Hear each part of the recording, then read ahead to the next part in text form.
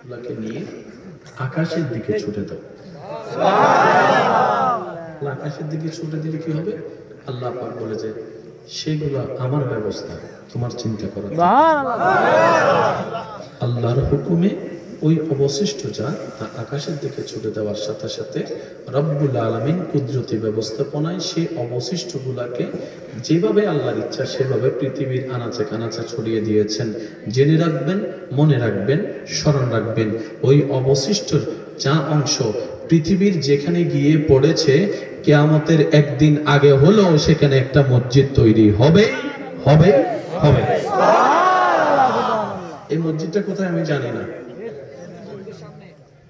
আমি ওটা জানি না, কিন্তু এতটুকু জানি। এবার বোঝেন, এই মসজিদটা যে জায়গায় হয়েছে এই জায়গাটা ছিল কারো ব্যক্তি মালিকানা নামে, না বলি ওনাকে আমি চিনি না, কিন্তু এতটুকু জানি যে এই জায়গাটা কোনো ব্যক্তি মালিকানার জায়গা। ওনার যদি এই জায়গাটাই থাকতো আর কোনো জায়গা নাই, উনি কি জায়গা দিতে পারতেন?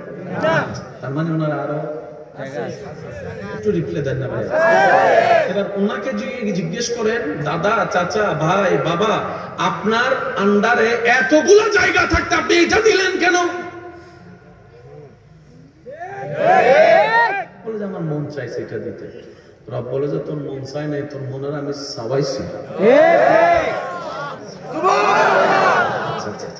এবার শুনেন, প্রত্যেকটা ঘর যে জায়গায় রেডি করবেন ওই জমিটা ব্যক্তির মালিকানা আসতে হবে, না হয় কিন্তু আপনার হাতছাড়া হয়ে যাবে। আমরা কি বলি? এবার ঘর বানার আগে ব্যক্তির নামে দলিল আসতে হবে, দোকান বানানোর আগে ব্যক্তির নামে দলিল আসতে হবে, জায়গা ক্রয় করার পরে ব্যক্তির নামে দলিল আসতে হবে, বিল্ডিং বানানোর আগে ব্যক্তির নামে দলিল আসতে হবে, মার্কেট বানানোর আগে ব্যক্তির নামে দলিল আসতে হবে, মসজিদ বানানোর আগে ব্যক্তির নামে দলিল আনা ছেড়ে দিতে হবে। কি করতে হবে? ওয়াকফ মানে কি? বাংলা ভাষায় এতটুকু বুঝেন, আজকে থেকে এই জায়গাটার মালিকানা আমার নাই, আমার সন্তানের নাই, আমার নাতিপুতির নাই, কিয়ামত পর্যন্ত আমার 14 গোষ্ঠীর কেউ এই জায়গার মালিকানা দাবি করতে পারবে না। কেন? আল্লাহর নামে দিয়ে দিয়েছি, আল্লাহর নামে দিয়ে দিয়েছি, আল্লাহর নামে দিয়ে দিয়েছি, আল্লাহর নামে দিয়ে দিয়েছি। আল্লাহ পাক বলে যে এই জায়গায় এবার আমার গর্বান। এক ইঞ্চি সামনেও যাবে না, এক ইঞ্চি পিছনেও যাবে না। বলেন, সেজন্য প্রত্যেকটা ঘরের দরজায় বেল থাকে,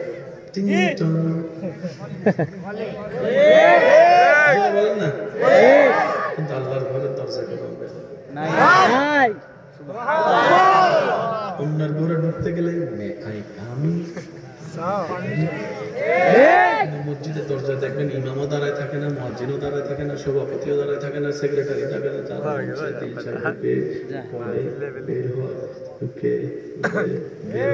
রব বলে যে এই জন্যই তো আগে আমার নামে নিছি, যাতে আমার বান্দারা ঢুকতে পারে মন খুলে।